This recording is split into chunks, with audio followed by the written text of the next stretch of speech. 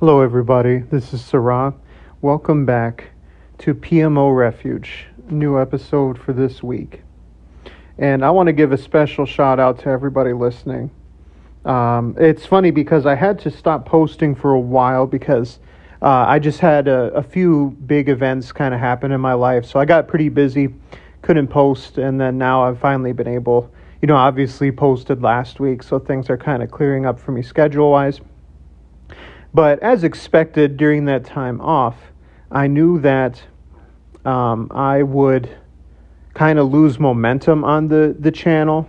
Obviously, that's kind of the game of YouTube, is if you stop posting, your channel kind of stops getting bumped by YouTube and then the views go down. But what's interesting is, again, like I told you guys from the beginning, I've never cared about views on this channel. I know that this is a subject that people don't like to talk about, especially if they're struggling with this addiction. And then it's just not something, obviously it's embarrassing, so people don't like talking about it. So I never did it for the views. But what was interesting was before I kind of went on that break, the views for the channel were drastically dropping, even when I was posting regularly. I would go through a week with less than 10 views on the channel, which I thought was odd because in the beginning, yes, views were never quite high, but it never kind of just bottomed out. It was always getting some kind of traction. But like I've said to you guys many times before, as long as I just would help one person, if I saw one person even watch a short, I was happy because I knew that it's one person at least who's trying to improve their lives. But what's interesting is when I came back and started posting again, I've started to get more and more traction. But what I've especially noticed is I've started to get more and more feedback from people. I'm starting to hear back from more and more people. Some of them are people who were there before, but some of them are new. And people are opening up to me. They're sharing their life with me. They're sharing what they're going through, all the struggles they're going through. And it's such an amazing feeling. You guys should know that you guys keep me going too. You know what I mean? You guys keep me clean. Because I always read about people's stories and what they're going through. And it's man, sometimes people are going through so much worse circumstances than you. It's unbelievable. And of course, you should never compare. But it's sobering, to kind of see what other people are going through. And then kind of realize, oh man, I guess, it's not that bad, what I'm going through, kind of a thing. So a huge shout out to all the recent support that just kind of has come out of nowhere. And yeah, let's just get on with this video, right? That's what you guys are here for. Now, let me say this. You know me, I'm always long-winded. Let me say this before we begin. This is the final section of my kind of mini course here that I'm doing with PMO, right? I've said that from the beginning. And it follows a specific order as well. So the first section, and it's split up by lecture. So the first section happens, then it's the first lecture. Second section happens, then it's the second lecture. And then now I'm about to begin the third one. The first section is pretty much the foundation and it's the basics. And it's all about you need to gain knowledge of what's happening with PMO with your body. So you need to learn general terms, PMO terms. You need to learn what PMO entails. You need to learn what it's doing to your body, what it's doing to your mind, and so on and so forth. That's the first section. It's very much the basics. But I think even if you've been struggling with it for many years, you need to go over those videos. The second section is how PMO affects your life around you, right? So that was very big on how PMO affects your outlook with the opposite sex, how it affects your outlook with relationships, how it affects your outlook in life in general and purpose, and then how it affects your outlook with responsibility. All of those things, so it kind of starts inward. Now you're starting to notice what's happening to you, in your life. You're starting to look around and you're starting to make connections. You're starting to see, oh, okay, if I've been engaged in this and this has affected my mind and how I deal with stress, I've never learned how to do X, Y, and Z. So now I have a hard time staying focused, especially with work or with school. And now that's affected how I started to see my future, and so on and so forth. So now you're starting to form the connections, right? And in the meantime, while you're doing this, you should still set goals to reduce the amount of times you are engaging in PMO. You shouldn't actively just, be going at it with no plan. You should be reducing the amount of times you are relapsing every single week. And then now this last section is going to be how you completely transform yourself, from where you are, your name, insert name here, A, and now you are insert name B, or insert A model 1, insert name B model 2000, so you are really going to drastically change who you are as a person, because this is kind of the intro video, and this is going to be part of the title that I work into it, is you cannot be the same person that you used to be, right?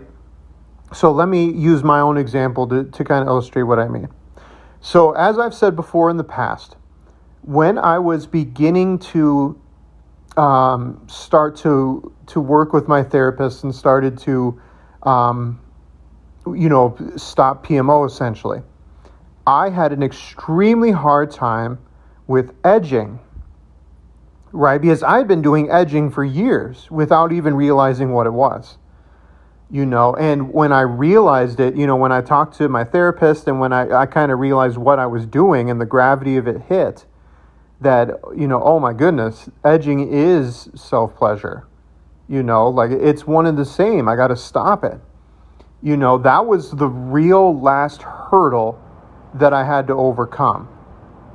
I had to realize, like, okay, because this is so hard for me to let go of, I need to completely redo the structure of my life, the structure of my mornings, my nights. I need to take a look at how I deal with stress, how I deal with boredom, and I need to fill all these gaps because there's too many of them. I can't just stop edging. It was so deeply ingrained in me. It was, I wish I could. I wish I could just quit cold turkey, but I couldn't. So I had to start looking for ways to fix myself.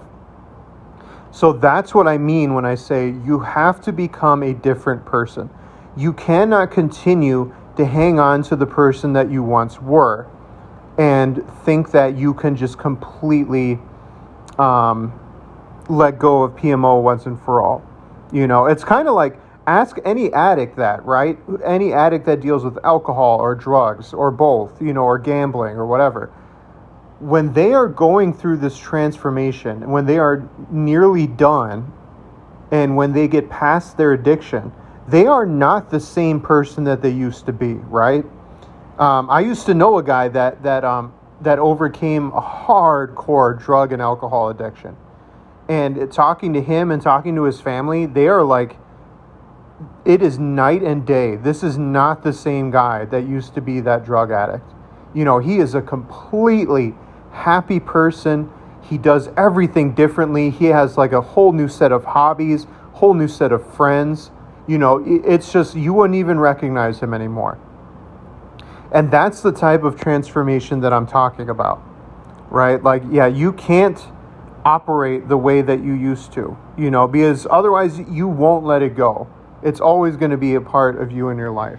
So for this final section, it's going to be very big on rewiring everything about you. Now, of course, that's a huge step, right? That is much easier said than done. So over the next couple of weeks, we're going to talk about that.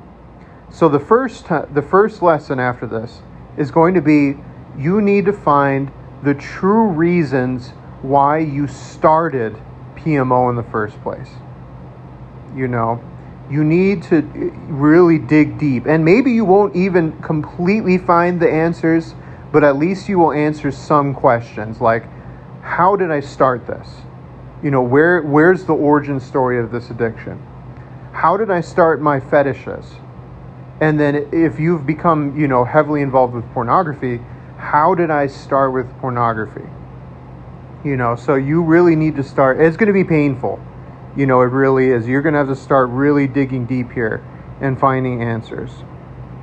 The second thing after that, the second lesson, we're going to talk about what lengths will you go through to stop your addiction. So again, I've used the example of the phone, right? I used to know somebody too that struggled with PMO addiction. He got a flip phone in 2020. You know, he had a flip phone. But that's how serious it was to him. You know, he wasn't messing around. So what lengths will you go to stop this addiction? You know, a lot of people say they want to stop, but then they don't change anything about their lives. Then the third lesson, we are going to talk about rewiring your brain and your body to how you respond to stress and anxiety. Because again, this is your go-to thing for your brain and your body, is to turn to PMO. So you need to change and rewire the way that your brain thinks so that you don't turn to it anymore. Then, of course, you're going to have to rewire your relationships. That's the fourth lesson we're going to talk about. So again, you know, from whether it's from the way that you view the members of the opposite sex to how you view relationships, to where you are just so sex hungry, you don't even care about, you know, building intimacy, creating safety in relationships. That's the furthest thing in your mind. So you are going to have to change that in your head, and to show intimacy in a healthy way as well, because you don't want to completely cut it out. You know, it's good to have that. You know, you want to have a longing for your partner. So you don't want to just kill that side of yourself, but you need to show it in a healthy way. And the last thing is facing responsibility. And that's going to be a heavy one. You're probably going to hate me at this last lesson. You know, we're going to talk about, you know, coming forward with your addiction, telling your family, telling responsible, mature friends. If you're religious, telling any religious figures or leaders, telling, you know, therapists, whatever, you know, and completely becoming open with your friends about what's going on in your life, because more than likely you're hiding it, right? So it's going to talk about how you face responsibility, especially if you've started to hurt, knowingly or unknowingly, the ones in your life with this addiction. So how can you face that responsibility? I'm looking forward to all this with you. You know, this is, like I said, it's going to be the last section of this course, and it's going to be a heavy one. So, you know, like I said, I really urge, if you have not taken the first two sections and applied it to your life yet, do not keep going. You know, it's okay. This is not to shame you. But go back to the beginning and start working with a plan so that when you get back to this section, you are further along in your PMO journey. And then you can get ready to do this heavy foundation work. Because it doesn't make any sense for you to continue if you are relapsing daily, maybe multiple times a day. You haven't done any research into PMO. You don't understand how it works. You don't understand the basic kind of vocabulary of it. Or maybe you've done that, but now you haven't taken it the next step. You know, you haven't seen how you react to stress, anxiety, depression, boredom. You haven't seen how it affects your relationships with the opposite sex. Or if you have a relationship, you haven't seen how it affected that. Or you haven't watched the lectures yet. So again, I strongly urge you, do not keep watching past this point. Start over. It's okay. You know, there's no shame in it. Start over, watch those videos instead, and then continue on with the rest of this course. But that's all I had for today. I wish you all the best of luck, and I will talk to you all later.